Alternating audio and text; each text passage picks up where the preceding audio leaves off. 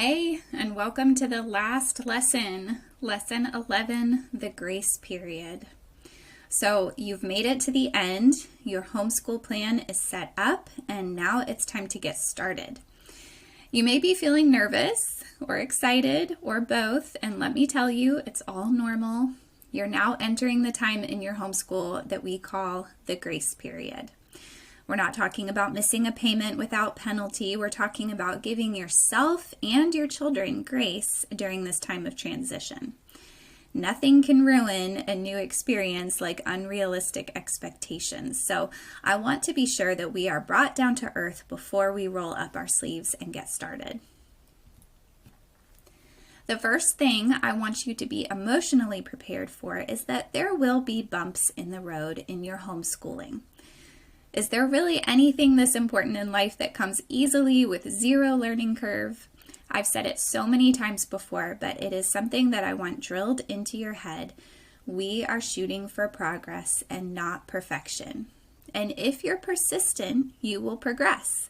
I hope you like all of my alliteration, but seriously, this is the number one thing that I see new homeschoolers struggle with.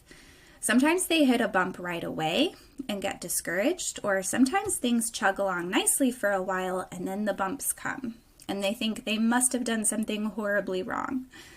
As much planning as we do to try and make this perfect, learning may not always be fun and easy for your child. And that is not a reflection on your teaching abilities if they're not loving every minute of it. It's not your job to make them love math if they don't love math. It's your job to show them that they can do hard things. You're there to build their confidence, fight those battles with them, and show them that you care enough about them to ask hard things of them, even if they don't see the point yet. This is really sacrificial love at its best. Remember to balance structure with flexibility. Spontaneous exploration and flexibility is really part of the beauty of homeschooling, but structure should not be completely thrown out the window.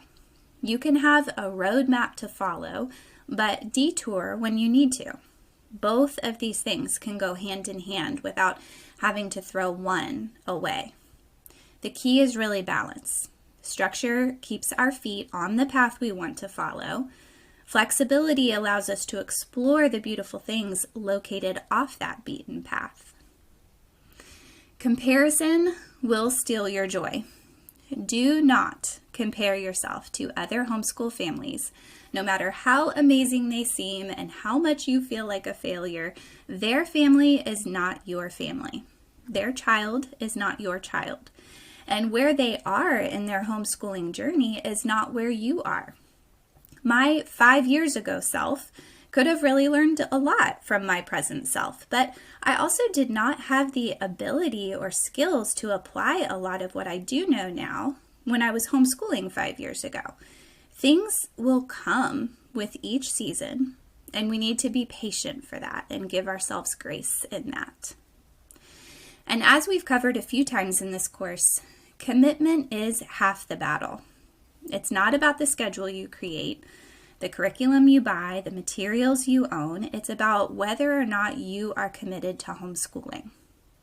Sometimes homeschooling will be hard, but so is sending your kids to school. If you send them to school, you'll deal with late nights of homework, early morning drop-off, midday school activities, packing hundreds of lunches, student drama, teacher drama, parent drama. So choose your hard and commit to it. If your child is transitioning from conventional school, there will be some unique challenges that you will face, as opposed to those who are starting homeschooling from the very beginning around kindergarten age. Many people that do this use a technique called de-schooling.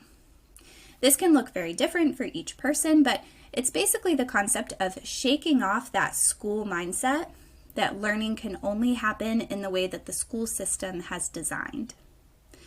Depending on the age of your kids, they may have some significant school culture shock. When we moved to Italy a few years ago, the way culture shock completely rattled me was unexpected. The whole meaning of words was turned upside down. What was expected of me when I was walking, driving, buying groceries was really anyone's guess, and I was often wrong. I felt like everything I had ever learned was completely useless to me there. Your kids may have some similar feelings. They'll be learning in a completely new and different way, and that can be rattling for them. They may be missing their friends, which I think can really sting for homeschool parents sometimes and cause them to panic about the socialization issue. Give yourself time. There will be plenty of time and chances to get them involved in all kinds of communities if you'd like, and find new friends and reconnect with old friends. It's just going to be at a different pace. You did not make the wrong decision just because they are not immediately loving all of the changes. Remember that your kids are probably anxious about these changes too, even if they have not been attending a conventional school previously. Starting school is a massive milestone in a child's life, and they're aware of that and not always sure how to handle it. Depending on the child's personality, they may process a big change like this differently, and it may not always be pleasant. So stay committed, stay patient, persevere through the bumps, and prioritize wisely. Use common sense when it comes to pushing them past what they are accustomed to, but not so far that they shut down. Give yourself grace all along the way as you adjust, but remember to give them grace too. Just like I eventually warmed up to Italy's foreign culture and loved it more than I ever thought possible, you and your child can warm up to the homeschooling culture and gain more than you dreamed. It's amazing what time can do. Now that you have completed this course, be sure to utilize the qualified homeschooler community. There is really nothing like the support of others, especially when they are walking a similar path to you. Be encouraging when you can, ask for encouragement when you need it, share ideas, cheer others on, and keep your eyes open for those live question and answer sessions. Even if you don't have a question that week, there is always so much knowledge to gain from listening to others' experiences. And whenever you're ready, don't forget to schedule your one-on-one coaching session with me. I'll attach that scheduling link to the caption for this lesson. I am so excited for you to begin your homeschool journey, and I can't wait to support you and hear all of your updates along the way. That's all for this lesson. I'll talk to you soon.